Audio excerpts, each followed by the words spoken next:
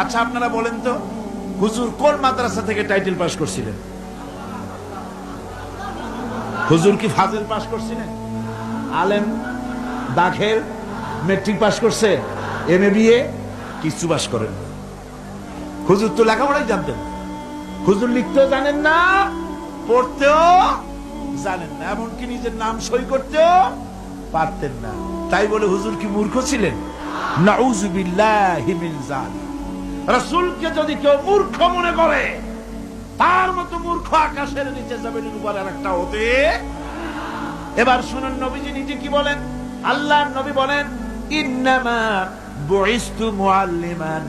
নবীজি বলেন, শুনে রাখো, আমি পৃথিবীতে প্রেরিত হয়েছি একমাত্র শিক্ষক হিসাবে। জোরে বলেন সুবহানাল্লাহ। পৃথিবীর সমস্ত মানুষের শিক্ষক হয়ে পৃথিবীতে আমি আসছি। সমস্ত